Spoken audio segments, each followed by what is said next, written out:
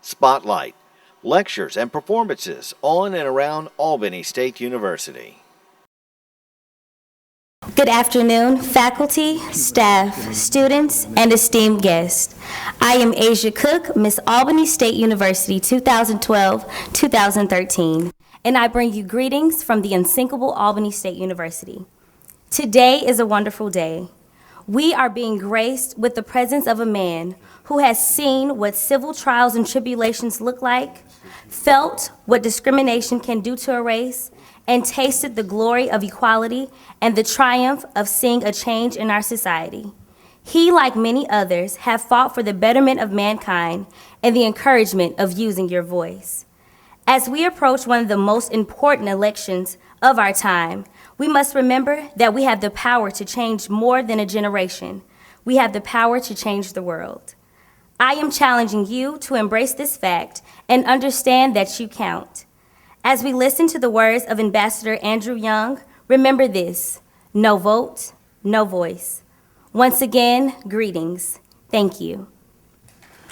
It's my privilege to introduce our speaker today. He actually needs no introduction. All of us know him, all of us admire him, all of us respect him. He is a humanitarian, and his humanitarian efforts have influenced not just Americans, but men and women and children worldwide. He stood by and worked with Dr. Martin Luther King as an ordained minister and a son of the South. He is currently working in an organization that he founded to continue the work that Dr. King and he started. That organization is called Good Works International, and it's an organization that embraces his long-held mission of facilitating economic development in the Caribbean and in Africa. His good works have taken him to more than 150 countries, including 48 of the 53 countries in Africa. Through his leadership, countries throughout the world have created a successful model that combines religion, education, democracy, free enterprise in ways that support the public good. Our speaker holds honorary degrees from more than 60 institutions, including his alma mater, Howard University, Swarthmore, Duke, Emory, Clark, Atlanta, University of Georgia, and Morehouse. He's received honorary degrees from international educational institutions as well, including the University of Pretoria, University of Nigeria, Georgia State University's Public School of Policy Studies, which carries his name and which has a number of alma mater graduates of that institution here today and who send him their best wishes. Ambassador Young served in the United States Congress and as United States Ambassador to the United Nations during the Carter administration.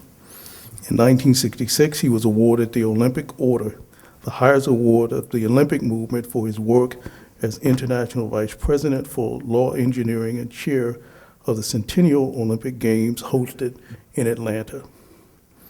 He has served on numerous corporate boards and directors and advisory boards, including the Southern Africa Enterprise Development Fund, the Leon H. Sullivan Foundation, the Martin Luther King Jr. Center for Nonviolent Social Change, Baccarat Gold, United Nations, AMC, and the Atlanta Falcons. While mayor of the city of Atlanta for 2 terms, our speaker helped attract 1,100 new businesses and $70 billion in private investments, all while the country was in an economic downturn. He is the author of 2 books, A Way Out of No Way and An Easy Burden, and co-author of Walk in My Shoes. Please join me in standing and welcoming our speaker, who will sit in doing his presentation, the redoubtable Ambassador Andrew Young.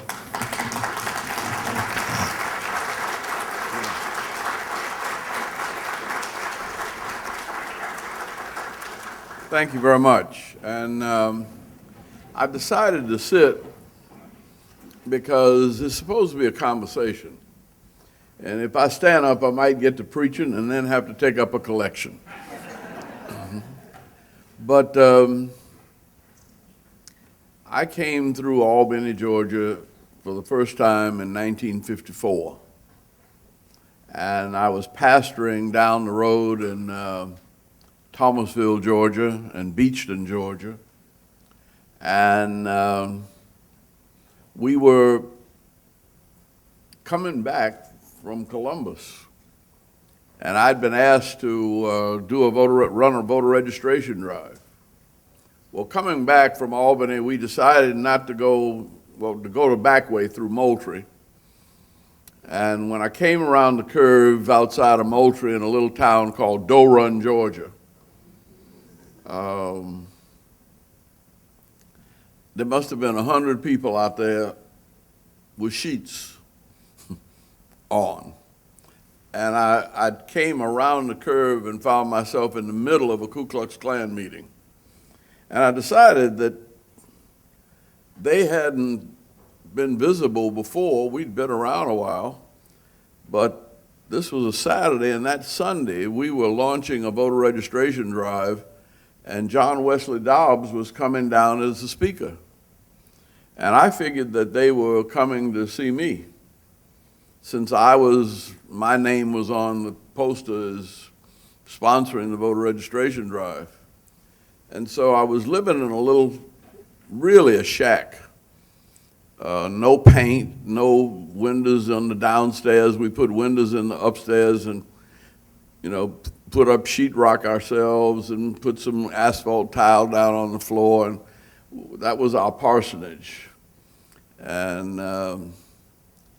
my wife and I were there with our little baby, and I said to her, the Klan might be coming to try to intimidate me about this voter registration drive. I said, now, I don't believe in running, but you a country girl, and you a good shot. I said, what I want you to do is to go downstairs and, I'm going to go downstairs and talk to them, but this place is so flimsy, if they just threw a match on the front porch, it would go up in smoke. So I said, I don't want anything to happen, so I'm going to meet them on the street, but I want you to sit in this window with this rifle, and I want you to point the gun at the guy that I'm talking to, and I'm going to let him know that there's a gun pointed at him, so that if anything happens to me, he goes too. I said, then we can negotiate from a position of strength, and I can reason together with him. And she said, I can't do that. I said, what do you mean you can't do that? She said, I can't point a gun at a human being, another human being. I said, but that's the Ku Klux Klan. She said, I don't care. She said, underneath that sheet is the heart of a child of God. And I'm not going to point a gun at another human being. I said, damn, woman. What is the matter with you? Well, what was the matter with her was that she was from a little town of Marion, Alabama, the same town that Coretta King was from. And she had studied in Manchester, Indiana, at Manchester College, and she had taken courses in New Testament nonviolence. Coretta had gone to Antioch, and both of them were sent there by Quaker missionaries who came to Marion, Alabama, and Coretta had taken a course in peace studies. And they knew more about nonviolence than I did or Martin Luther King did. And so it was a shock to me that she wouldn't point a gun. But then I figured, well, what are we going to do? I'm not going to sit here and let them run me out of town. So I went down to see the mayor, who ran the hardware store, and got a couple of the other elders in the black community to go with me. And we talked to him, and he decided to get on the phone, and he called Flowers Bakery and Sunnyland Packing Company, which is still there. And they had a discussion, and they decided that they did not want the Klan intimidating us. And they got on their plant microphones, and they said to them workers, the Klan is meeting here, but we don't want you all to be involved. We don't want any race troubles in Thomasville. And they called the sheriff, and they told the sheriff that the Klan has a right to meet, but they can only meet on the courthouse steps. And don't let them march through the black community and intimidate any of our black citizens. Now, this was a long time ago, but I learned at that lesson that, one, violence was really not an answer, but that even in the midst of potential violence, you can talk with people who have an economic stake in the community, and you can reason together with them, and you can find a nonviolent solution to almost any problem. And so it was some years later when I came back here with Martin Luther King, 1961, and the lessons that I had started learning and the lessons that he had learned in Montgomery were beginning to bear some fruit. And by that time, we were committed to nonviolent social change.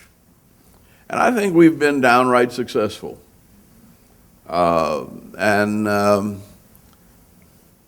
We couldn't have done it any other way. The thing was, though, that it was not really possible every time you had a disagreement to organize a march of hundreds of people and get locked up or beat up and create a local or national crisis for every little thing that was wrong. And so we knew from the very beginning that we weren't marching because we like to march or go to jail because we like to go to jail. There was no fun in that at all. Our ultimate objective was to get the right to vote. And with the right to vote, we could elect people of goodwill, of all races, that we could go to and who would represent our opinions, even as I had gone to the to the mayor in Thomasville, who was the good guy.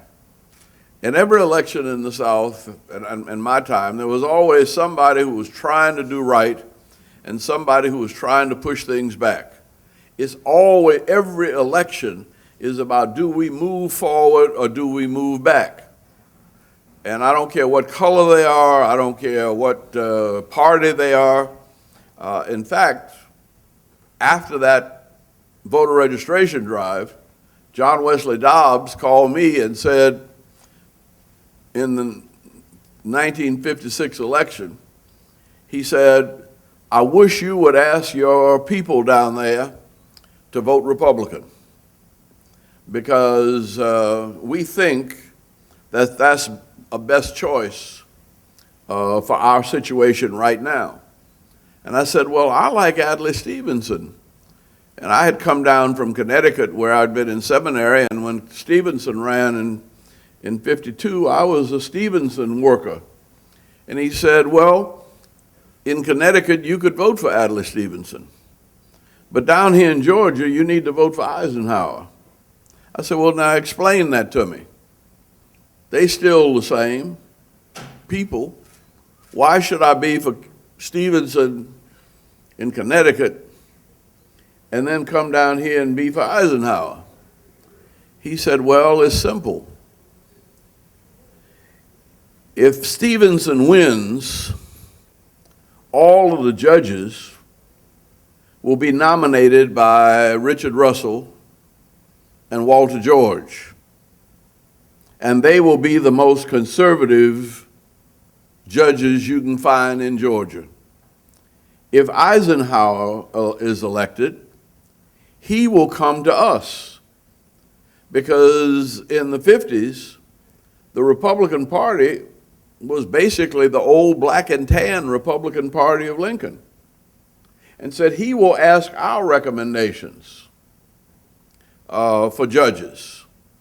And I said, well, that makes sense. You're not voting for the man, you're voting for the issues. Who is going to lead us forward and who's going to take us back? Well, in Connecticut, Stevenson might have led us forward. But we got the vote out for Eisenhower in 1956. And when he started appointing judges, he went to John Wesley Dobbs, to Daddy King, Bishop Bearden of the AME Church, and half a dozen other black leaders, and asked for recommendations for judges. Now, it taught me it pays to listen to your elders, because every one of the judges that was appointed by Eisenhower were the judges that saved us during the Civil Rights Movement. And it was the Supreme Court, and Judge Frank Johnson in Alabama was the one who helped us march from Selma to Montgomery when I was getting beat up by the Klan in St. Augustine, Florida in 1964. It was Judge Brian Simpson that subpoenaed the sheriff and his list of deputies and documented that what the sheriff had done was to make the St. Augustine Ancient City Gun Club, which was the pseudonym for the Ku Klux Klan, he had made the Ku Klux Klan deputy sheriffs and literally given them the right to beat us up. But it was a Republican-appointed judge that cleaned that up and put the sheriff under a $30,000 fine and gave us the right to march. And that's how we got the Civil Rights Act of 1964 through. And so it's never just about people, and it's never just about party. When the Black Caucus was formed, they said, we have no permanent friends and no permanent enemies, only permanent interests. And so when you look at this election and you look at where are we going, what are our interests? Are our interests in going back or our interest in going forward? Now, I grew up in the 1930s, and the Nazi Party was on the corner of my house in New Orleans. And there was an Italian bar and an Irish grocery store, and we had a few black folk in the neighborhood, but it was a very mixed up working class neighborhood. But it bothered me to hear people hailing Hitler 50 yards from where I was born. And so my daddy took me to the Movie-Tone News in a segregated theater to watch the 1936 Olympics. And Jesse Owens won his first race. Now, Hitler had been preaching white supremacy, and the Germans were supposed to be a master race. Get rid of all Jews, all Asians, everybody but us Aryans. And because we are the superior race. Well, when Jesse Owens won his race, Hitler was supposed to put the Olympic medal on him. And Hitler got mad and ran out, walked out of the stadium. What did Jesse Owens do? He just went on and ran 3 more races and won them. So that at the end of the day, he had 4 gold medals, and it didn't matter. And I think 3 of them were world records. And it didn't matter what Hitler thought. And my daddy pointed that out. He said, see, Jesse didn't get mad. Jesse got smart. And he said, you don't get mad in a fight. If you get mad in a fight, you lose the fight. So don't get mad, get smart. So white supremacy is a sickness. He was a dentist. He said, you don't get mad with sick people. I don't get mad with people when they come to me with a toothache. He said, I know it's because they didn't brush their teeth and because they ate candy and didn't treat themselves, but I don't get mad at them for that. It's my job to help them. And He said, that's the only way we can make it in life.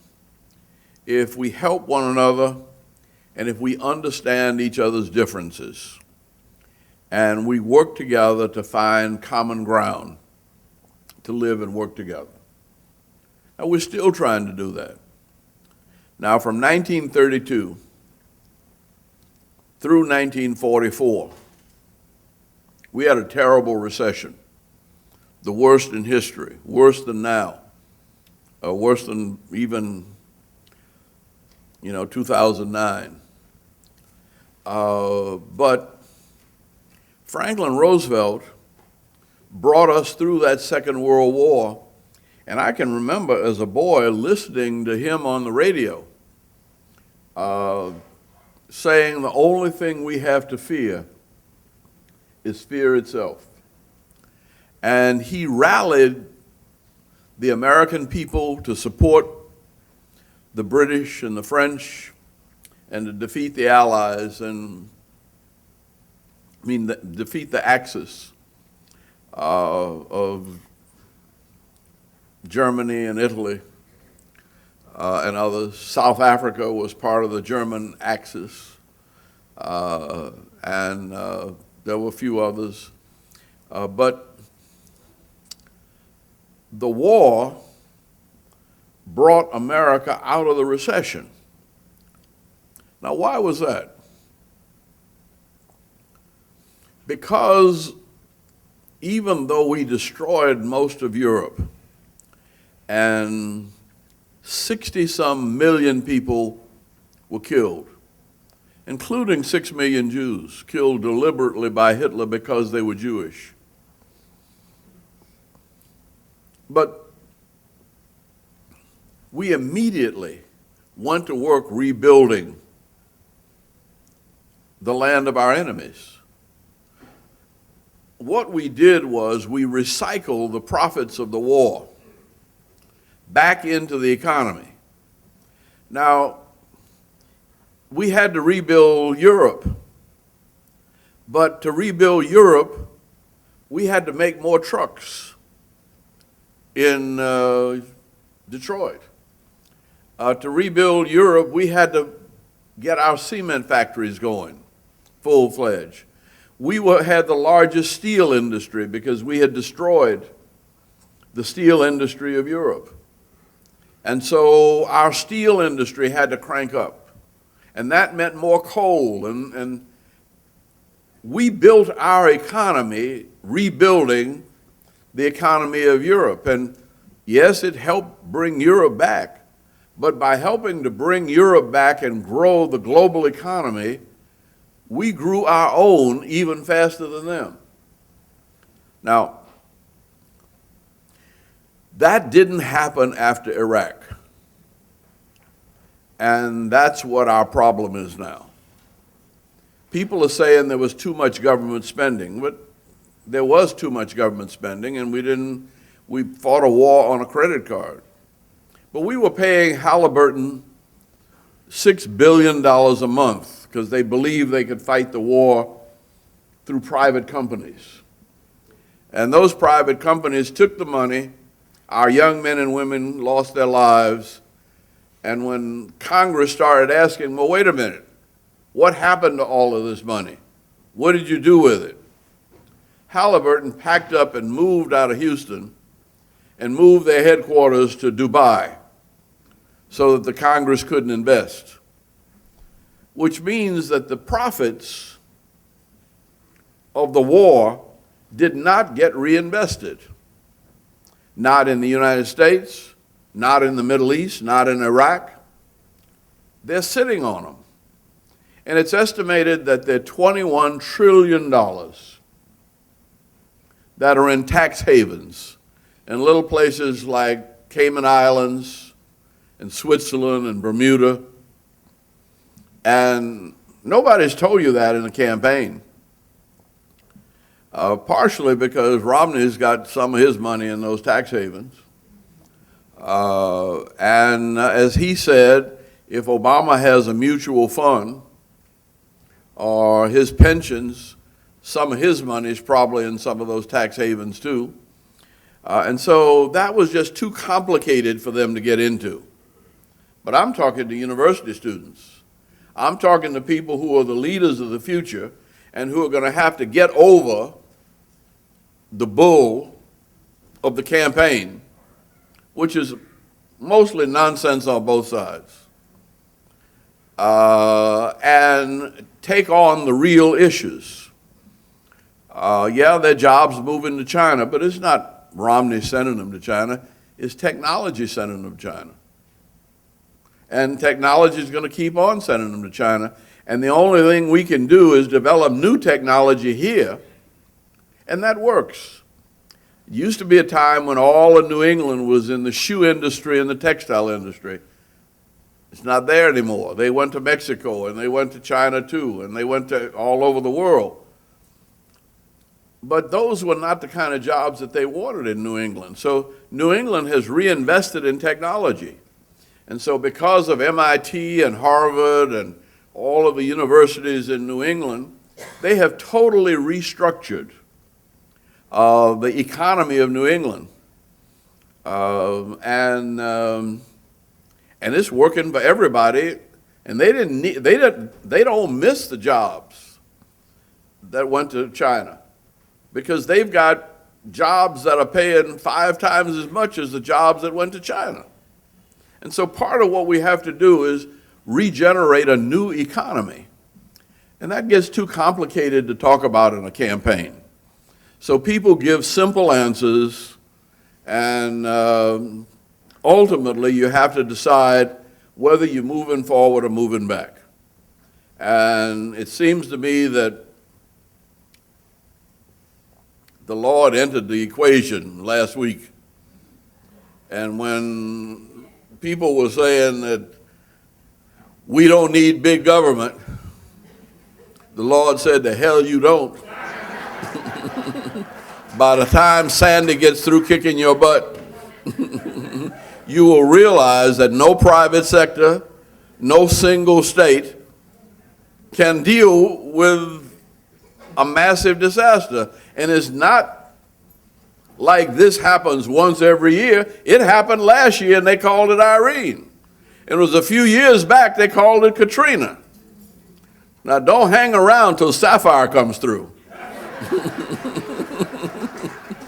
because then it'll be too late.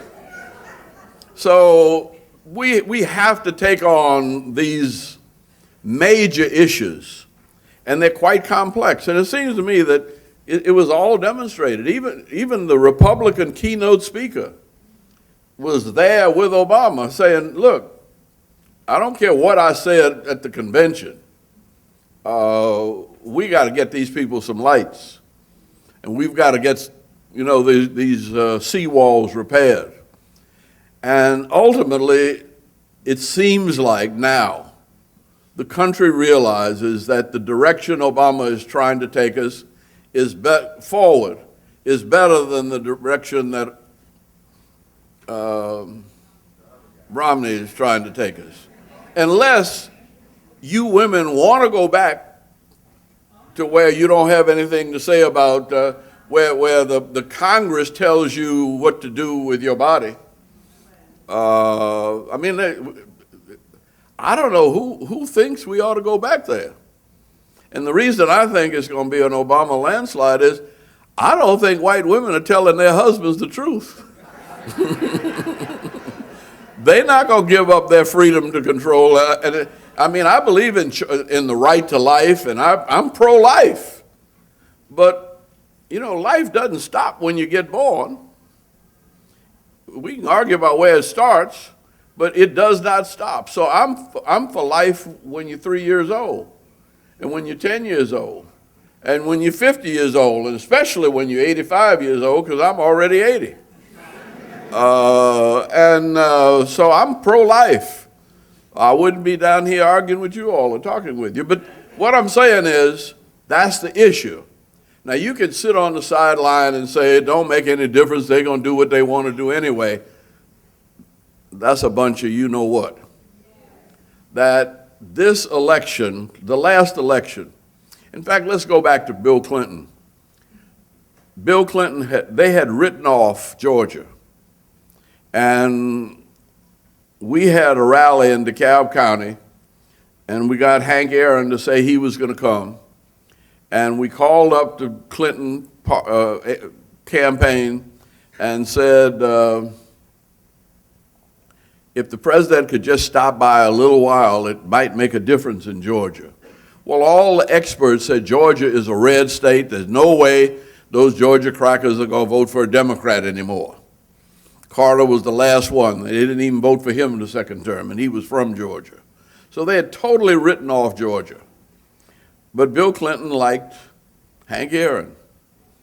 And all of us were down here, and he decided to detour and stop in at Georgia. We had 25,000 people in a stadium in DeKalb County. Bill Clinton made a wonderful speech. He went back. That was the Saturday before the election. When the votes were counted, Bill Clinton had won Georgia by 11,000 votes. And we had 25,000 people at that stadium. And if he had not won Georgia, he would not have won the presidency. So 11,000 votes made the difference, made it possible for him to be president. Obama lost Georgia by 250,000 votes the last time. And there were 390,000 registered black voters that did not bother to vote. But since then, things have changed. I was talking to students at Georgia State, and it was the white students who were asking me about what are we going to do about tuitions and these Pell Grants? What's going to happen if I can't stay on my parents' insurance while I'm still in school? How am I going to afford increased tuitions, increased health care, and, and they're going to cut out a lot of the benefits that we have taken advantage of and have earned throughout our lives. And so there are a lot of people that are realizing that they don't want to go back and that they're going forward. So I hope that you all will spend the rest of this time. Now, when I ran for Congress, they said I didn't have a chance to win. And I worked hard. And the Friday before the election, the poll says I was lost. They came out that last weekend, that last poll showed up in the paper, Friday, that I was 4 points behind and there was no way I could catch up. Then I woke up Monday and it was drizzling. And I said, Lord, please don't let it rain, because my people don't like to go out in the rain. But Monday afternoon, it was raining a little hard. I said, well, okay, if you must rain, get it out of the system and let the sun shine tomorrow. It rained all night long. And I woke up at 5 o'clock in the morning to see about how to get out the vote operation, and it was the rainiest night we've had in my lifetime. It rained all day. And I said, Lord, why did you do this to me? I did the best I could, but I didn't understand. When the votes were counted, I won by 4 percentage points. When they said I was going to lose by 4 percentage points, and it was a pouring down rain. So who voted for me?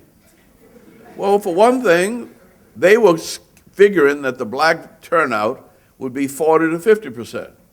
In the pouring down rain, we turned out 74%. See? But they figured there was only going to be 5 or 6% of the white vote that was willing to vote for somebody black who'd been in the civil rights movement and against the war. And they figured Atlanta, all the white folk in Atlanta were conservative. But we got almost 14% of the white vote. And nobody thought that that was possible. And that was in 1972. And the Republican that I beat was a very liberal Republican. And if I hadn't been running, I might have voted for him myself.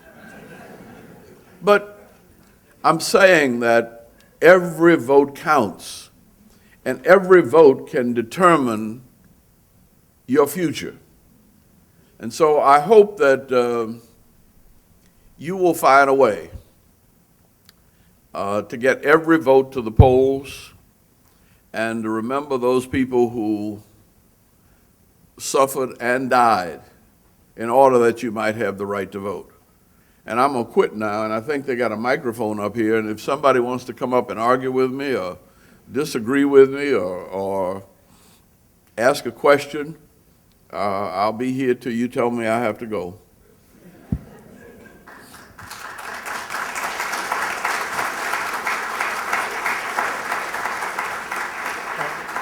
Ambassador Young, I'll take the prerogative of asking the first question. There are a number of young people who are openly asking why they should participate in this election when President Obama has said very little about civil rights during his administration. Well, I'd say you don't know what the hell civil rights is. Civil rights are, whichever is correct. You think we've been trying to get a health care bill since Truman because the right to health is one of the basic human rights. And he got that health care bill through. Now, they said he should have started with jobs. But how are you going to start with jobs when the whole global economy is in recession? And the truth of it is he started with jobs. Now, they used to say the same thing about me when I was mayor of Atlanta. You ain't doing nothing for black people. These white folk coming in here building all these big buildings, and they ain't doing nothing for black folk. And I started carrying my camera around, and I'd take pictures, and up on these big scaffolds, I'd see black folk and white folk working. I'd even see women working up in the iron workers, black women, who decided they could make more money, in construction than they could as secretaries. And I told them, I said, every 50-story building employs 4,000 to 5,000 people for 4 years. And then when it's finished, it takes 5,000 to 6,000 people to fill it up.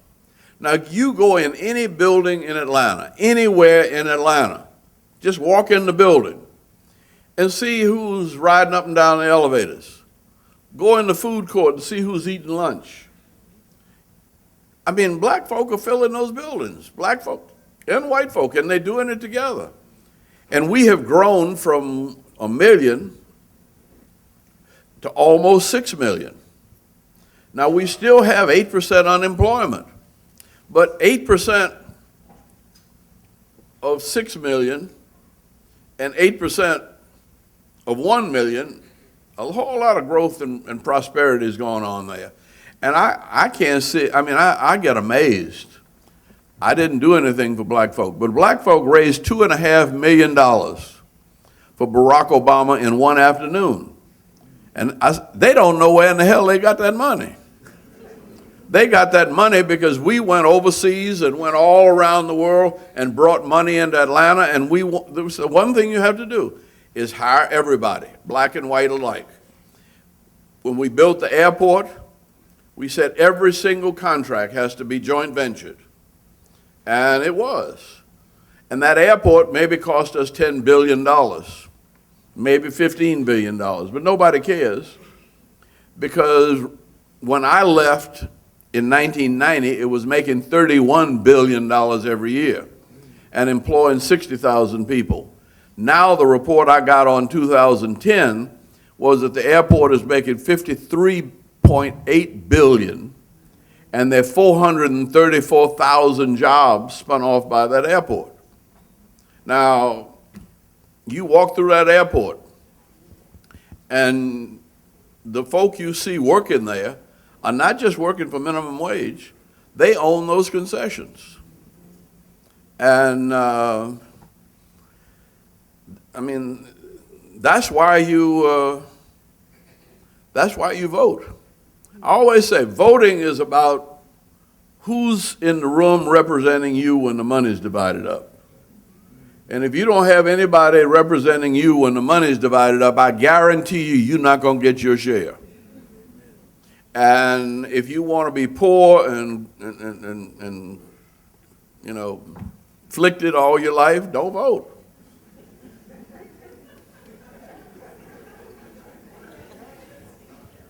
Ambassador, Your Honor, my name is Juanita H. Gardner. I know you, Sister Juanita. I want to tell this group you are telling the truth.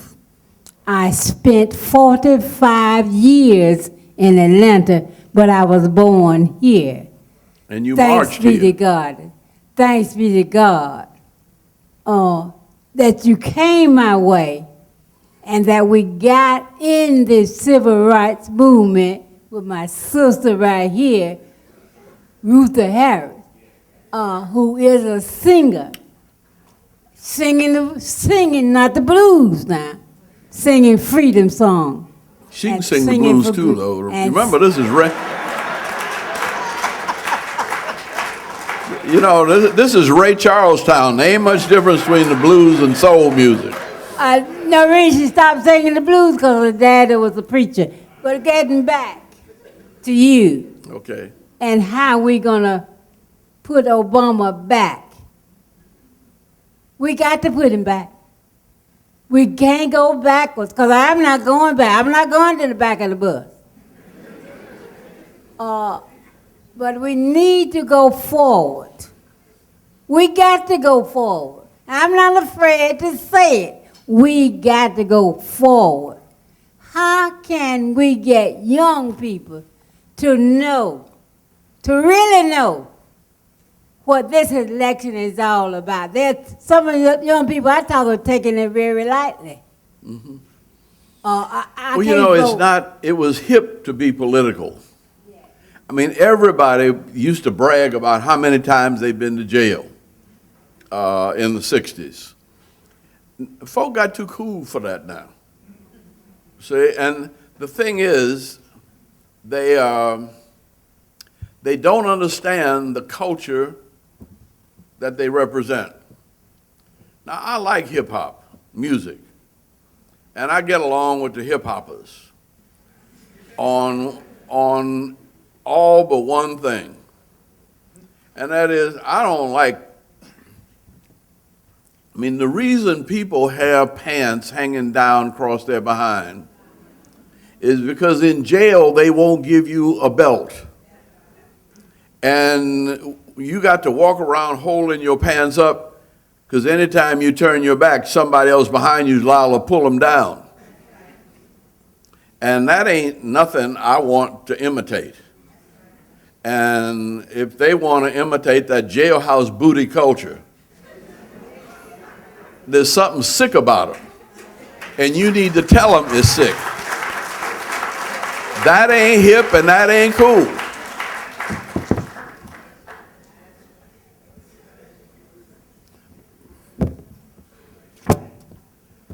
Mr. Ambassador, it's great to see you again. I have something interesting to tell you. I have a young lady here who's 16 years old, and she is an exchange student from France.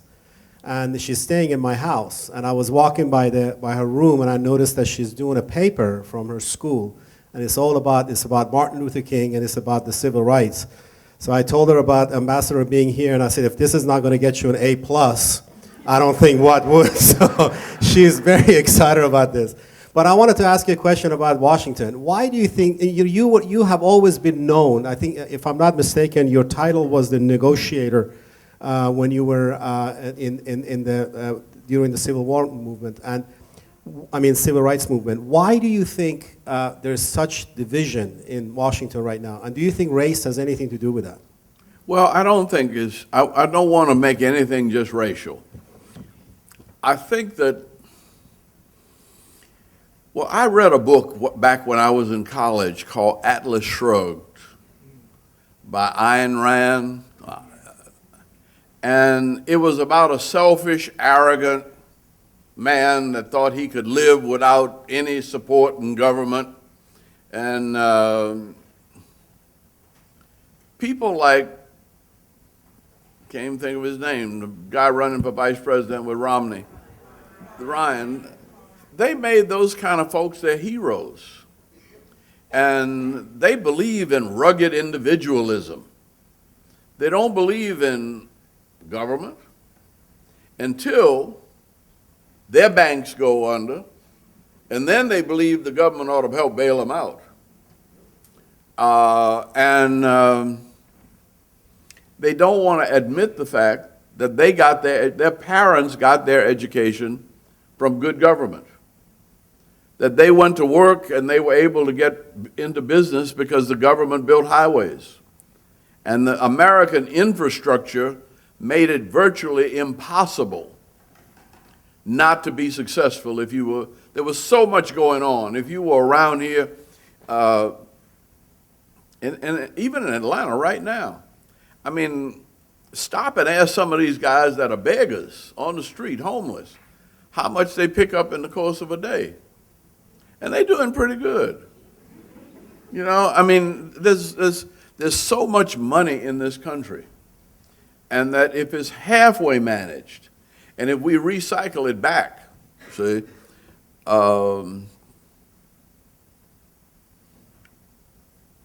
it will keep growing. Now, I got off your question. Come tell me again exactly. Oh, the division, yeah. Here's my theory, and it's why I didn't support Barack Obama at first. It wasn't because I didn't like him, it wasn't because I didn't think he was smart, but there were two things. One, I had known Hillary Clinton since she was in college, and I knew her. She had worked with my wife and my daughter and Marion Edelman in the Children's Defense Fund down in Mississippi. She'd been married to Bill Clinton in Arkansas, and I knew them when they were in government. And I never met Barack Obama, and I just couldn't vote for somebody just because he was black. And then I was suspicious. I went down with Maya Angelou's birthday party, and Oprah had it down at Donald Trump's place. And folk were getting on me, Donald Trump's friends were getting on me because I said I was supporting Hillary Clinton. And they said, why are you not supporting Barack Obama? Well, I said, because I don't know him. If he wins the nomination, I'll support him. But I said, and I hope one day to support him as President of the United States. But I know, and they got angry with me. And I decided this must be some kind of Republican trick. And this is the way I was thinking. I said, now, they're going to get black folk to put their votes into, take them away from Hillary and knock off Hillary. And then they will turn on Barack, and black folk will be mad, and the black folk who supported Hillary will not get along with the black folk who supported Barack, and it was I thought it was a Republican trick to keep Hillary from being president.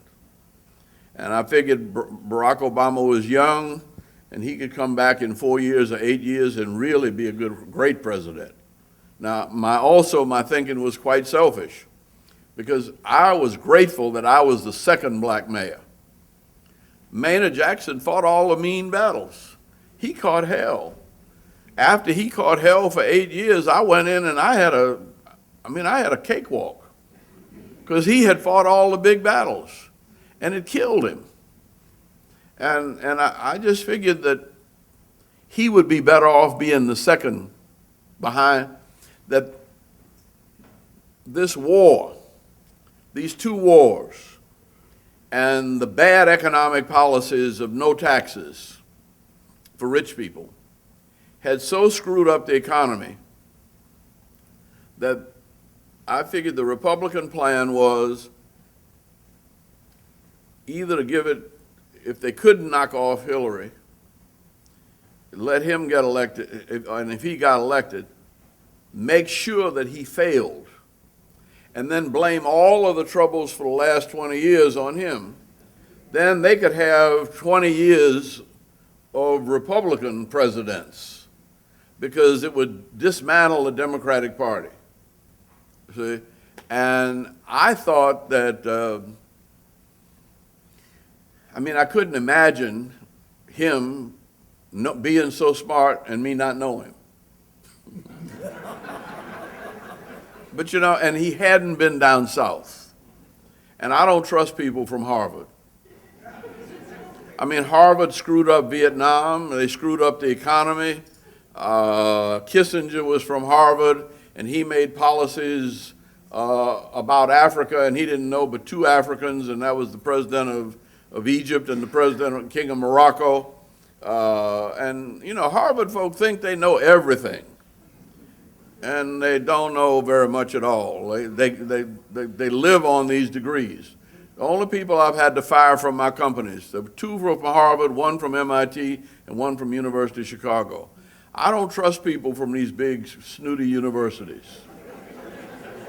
Because they think they're smart and they don't know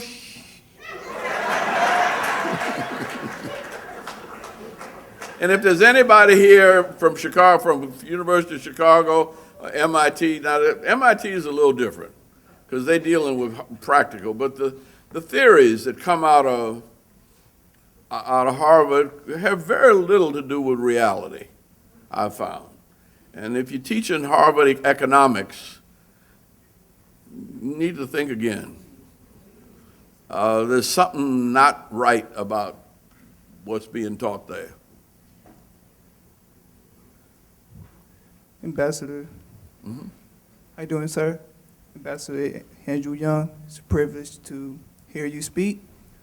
First and foremost, to introduce myself, my name is Terry Rux. I am a senior here at Albany State University, a technology management major, and I have like two-part questions I would like to ask you.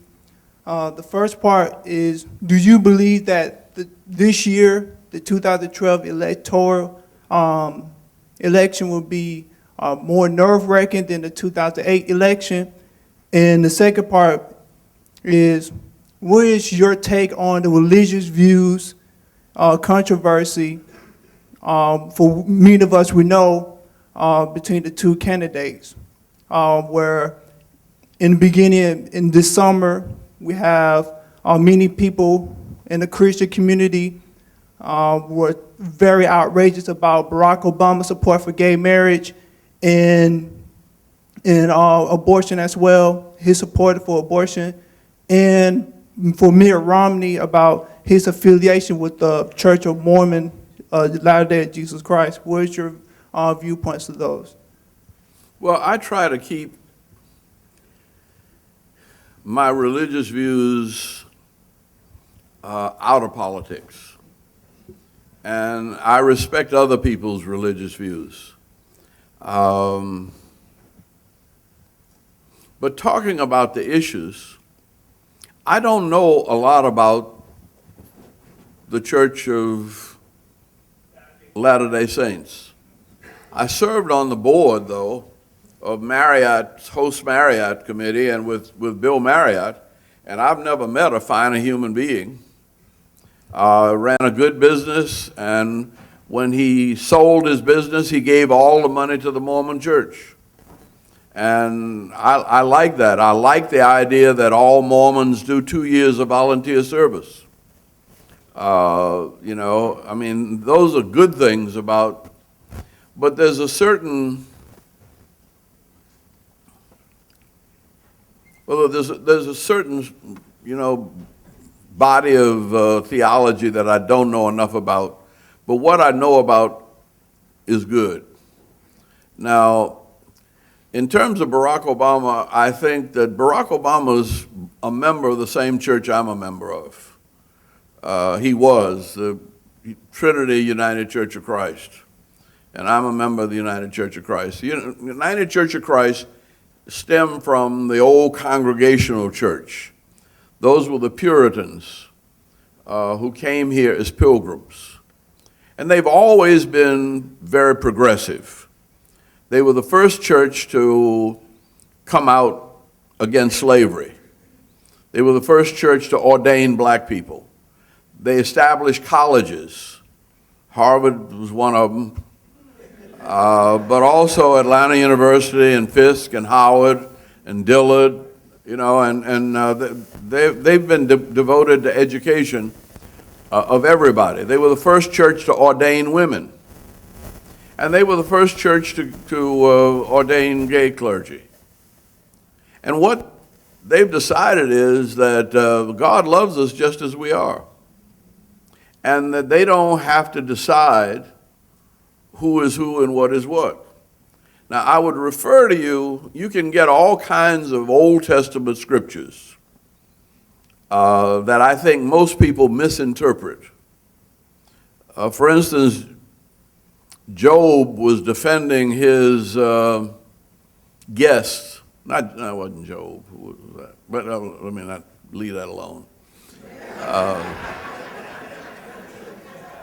But just go to the 19th chapter of Matthew, the 11th verse. And that's where Jesus himself is talking about marriage. And the 11th verse, if you start at the beginning of the 19th chapter, when you get to the 11th verse, read it twice. Because Jesus seems to be making allowances for different sexual preferences and realities. And that's, we don't, in my church, we figure all men sin and fall short of the glory of God, and women do too. And so we don't make any distinction between the homosexuals and the masturbators and the fornicators and the adulterers. If we put everybody out of the church that violates it, there wouldn't be nobody there. See? And sinners, sinners, all of us are sinners, and we do the best that we can. And God loves us. I mean, I could not be a Christian without God's grace and mercy.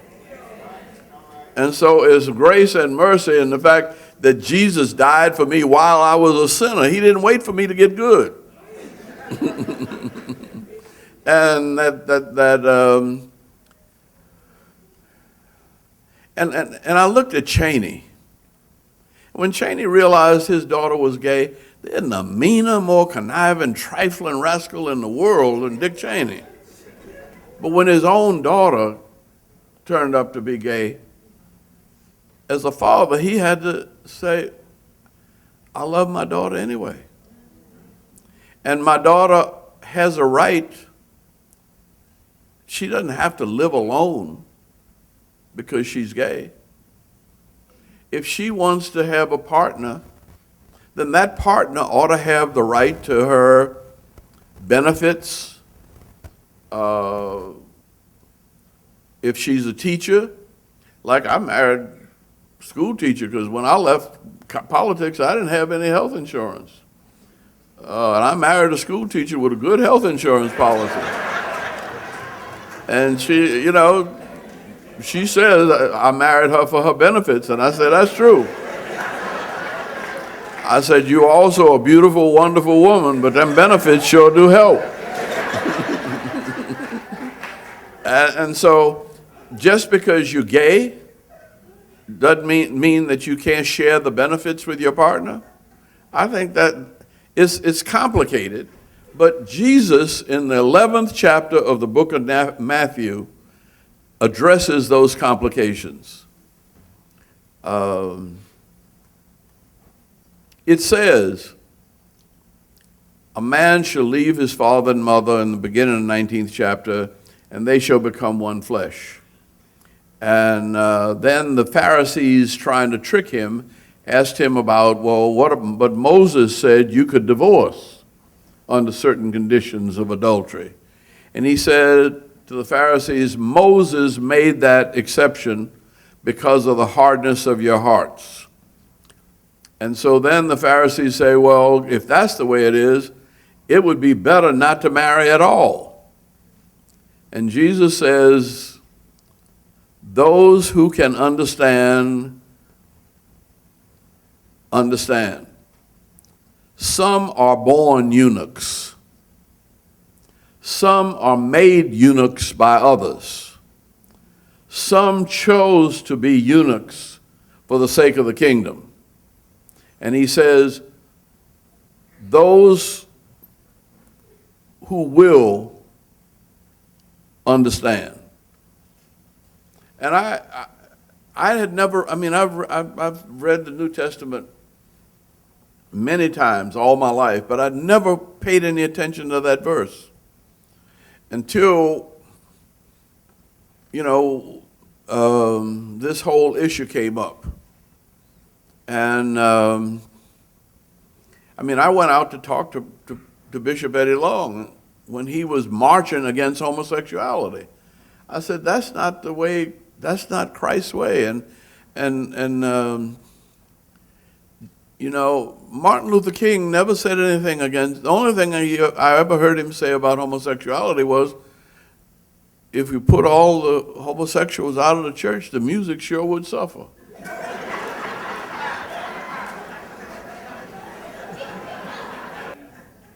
See, I'm saying that we have to be, well, another verse of the Bible is, judge not that you be not judged.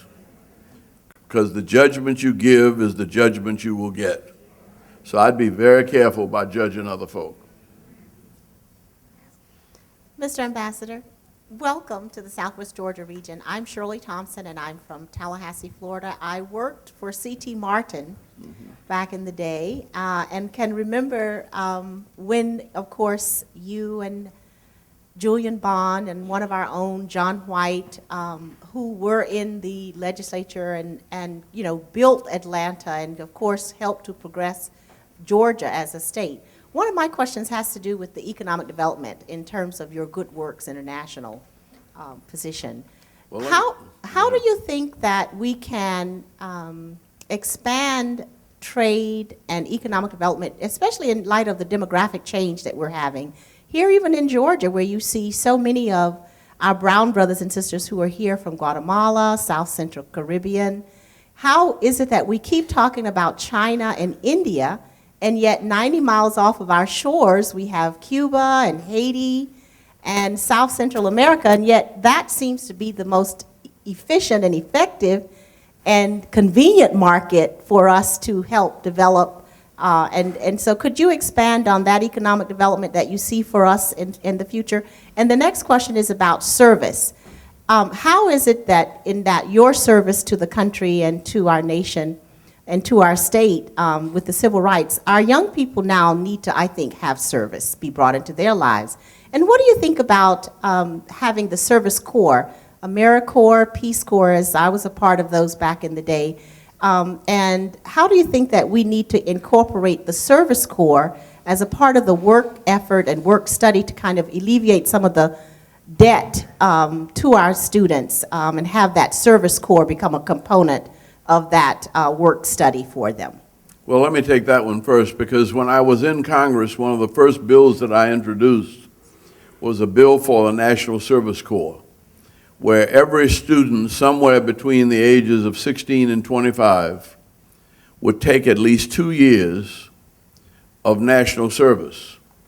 And it could be in teaching abroad, it could be in working in your own community with the Salvation Army or the YMCA, helping young people. A National Service Corps is a very good thing. And the things that used to make us American, well, one, we almost all went to public schools. So we had a common frame of reference there, and everybody had to register for the draft. And so the combination of public education and military service meant that we all came up under the same kind of, that was where we got to be Americans and to get along with people who were different. But when you segment the society and, you know, and some people have and don't have anything to do with have-nots and don't know anything about the have-nots, then that's a problem for the country. And I think that's Romney's problem, see?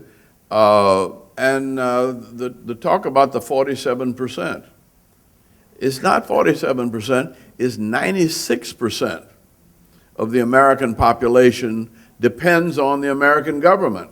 And at a time like you have on the East Coast now, everybody depends on the American government in a crisis or in a war. And there's a need for government. Now, so I like the idea of national service, and I hope we reintroduce that idea. The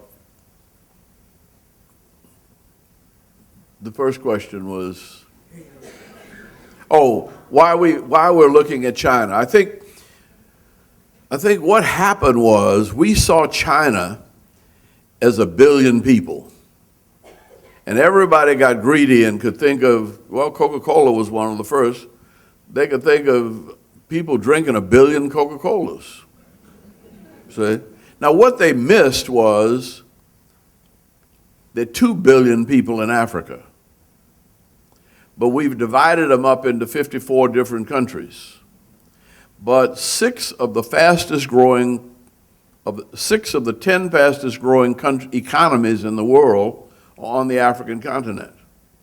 And if the growth of Africa and the growth of India and China continue at the present rate to 2025, the largest middle class on the planet will be in Africa and not in China, India, or the United States or Europe. Now, that's why I think students in schools like this are going to be very, very important for American business, because you're not intimidated by black folk. You've been black all your life. And you've learned not to, I mean, you had to deal with black bullies since 2nd grade. So I've seen many people get in a negotiation in a room full of black folk and get very nervous and lose it. And there is a race problem in doing business in separate cultures. Now the Chinese and the Japanese are very polite. So they will bow, but they don't mean that.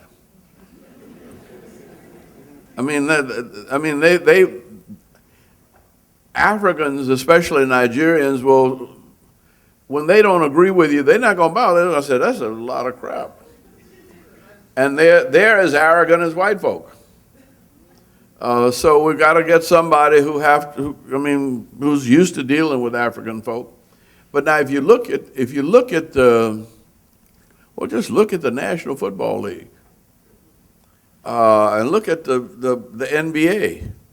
We got more Nigerians popping up, all them funny names, that with these big black folk. And at University of Georgia, my granddaughter was there. She said that she thought that 1/3 of the black population at University of Georgia had at least one Nigerian parent. See, there are 2,000 black doctors from Nigeria in Georgia. So, so sooner or later, we're going to have what we had. Most of the people in China who are doing business with American companies are Chinese educated in America and going back. Same thing with India. I went to visit with Mrs. King Indira Gandhi in 1969. And Mrs. Gandhi said, I tell our boys and girls, go to England, go to America, learn as much as you can and make as much money as you can, but hurry back to Mother India. Well, in the 70s, India's crisis was they were turning out hundreds of thousands of college graduates that had no jobs. But then all of a sudden, these Indian students started coming back with money and with business experience, and that's what kindled the Indian economy. And it's growing fairly well. That's starting to happen in the African economies now, and it's going to pick up. But American business and what Good Works used to do was to help American companies deal with African problems. And all of a sudden, they lost interest in Africa during the recession, and we had a hard time, and I was getting too old to run around Africa looking for business. So we have closed down Good Works International. And I do most of my work now through my nonprofit Andrew Young Foundation. But when we find people bring problems to us, There'll be enough so that, but we tried to train, well, the important thing about doing business anywhere, Colin Powell says, capital is cowardly. It only goes where it's safe. He could have added, it only goes where it's safe and honest. If people are crooked and are going to hustle you, you're not going to bring your money there. The reason we got so much money into Atlanta is we guaranteed people that they didn't have to pay anybody under the table. And if we set a date by which you could open your business, we were responsible for helping you to meet that schedule. And the way I did that was by giving every major project, I gave them my direct line at home and on my desk. And I said, if you have any problems, you can call me personally. And I put one person from my office in charge of each project. So they didn't have to learn all our politics. I had one person to take them by the hand and walk them through our system, make sure they got all our environmental regulations right, our affirmative action. I mean, we taught them our system, and we made our system efficient enough so that when you got your business permits laid out, you could get them approved in less than an hour. And we made it easy for people to do business by creating a one-stop shop in city government. And bureaucracies like to put it on several layers, and then everybody along the way hits you for a nickel or two. Well, people are tired of doing business that way. They want to do business, and I say to people in Atlanta and in everywhere else, you can make more money honestly in a growing economy than you can steal in a dying economy. And stealing kills the economy. Question. Mr. Mayor, that was your last post, I can say that. How you doing? Great. Glad to have you in Albany. Let me ask you, at this hour, the state school superintendent, who is a Republican, is speaking against the constitutional amendment for charter schools that his governor is for. Not just went and voted against it. So I wanted to know if you've had any time to look at that, or if you have any opinion on it. Yeah, I got interested in charter schools about 10 years ago when they first started, because I think anything that's going to improve the education of our children, I want to give it a chance.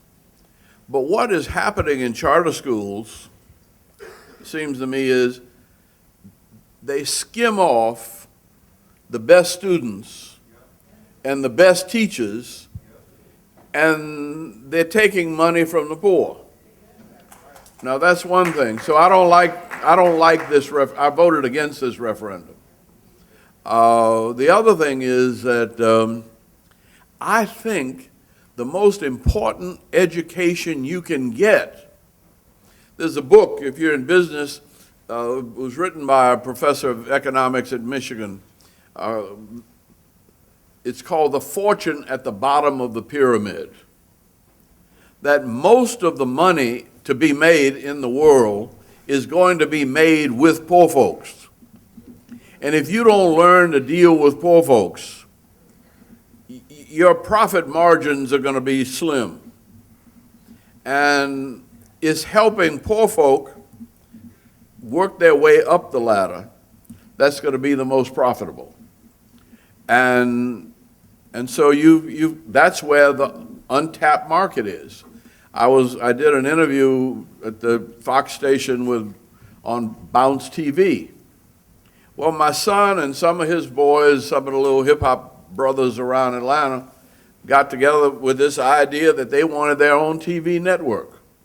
Well, at first I thought they were crazy, because they didn't have enough money to start a whole network, but then I realized they did.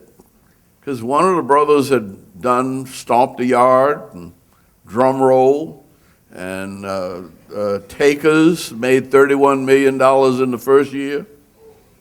I said, golly, these young brothers got some money.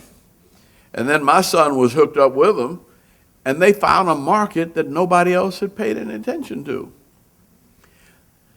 They realized that there were 14 million families, black families, that could not afford cable. There's another 10 million that can't afford cable, but that are still paying for it.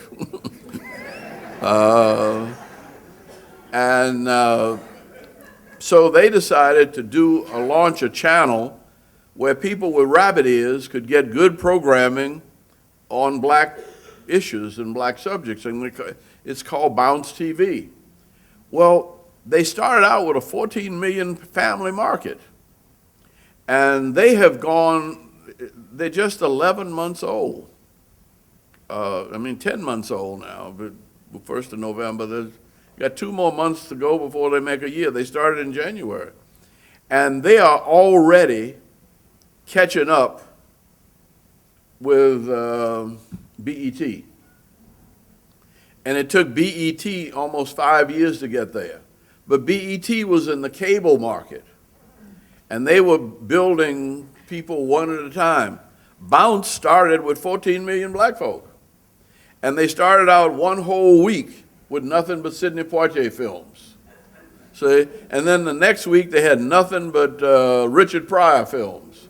Well, I like Richard Pryor, and I like, Sidney Poitier, but I saw 2 or 3 programs on Bounce of Sidney Poitier films that I had never heard of. Because the good black films, we don't have enough money to promote them, so they play 1 week or 2 weeks in the theater, and then they put them in the library. Well, they bought these libraries. And now that they're showing films that most of us have not seen that we want to see. Now, they're hooking up now with Univision, which will bring in, the Hispanic market. And the cable televisions realize that this is a good audience. And so a lot of the cable stations are now giving them spot on cable. So they have grown so fast, but they grew because they started with poor folk. See, and they started at the bottom of the pyramid. And that's where you make your money. How do you learn about poor folk? In public schools. People ask me, where did you study to be an ambassador? I said, Valina C. Jones School in New Orleans, Louisiana. I had to learn to be an ambassador to keep from getting my butt kicked and getting my lunch money taken away from me. And I figured that out by 3rd grade. See, and so I ain't had no more trouble since. And the other thing is, it was something that Dr. King, he never quite said it that way, but Hosea Williams said something, and I realized that that's the essential thing about manhood. And Hosea Williams said that Dr. King taught him to conquer the love of wealth and the fear of death. And if you conquer the love of wealth where you're not doing things just for the money, and when you're willing to risk your life to do things that you believe in, then you really can be a human being. Well, that's hard to do when you get grown. But in 3rd and 4th grade, you have to learn that you might get beat, but if you don't fight, you're going to keep on getting picked on. And so you just as well go ahead. I mean, it's better to start fighting under 12. See? And you get all your fighting and bullying out of your system. And I was always young and I was always small. But if folk messed with me, they were going to have a battle on their hands. And so they quit messing with me. But you had to be willing to stand up to them.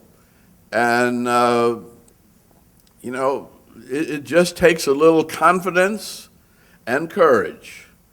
And most bullies will back down if you stand up to them. But that's the lesson that is easier to learn in public schools before 12. Could you join me in giving Ambassador Young a rousing round of applause? Thank you, Ambassador Young, for being here.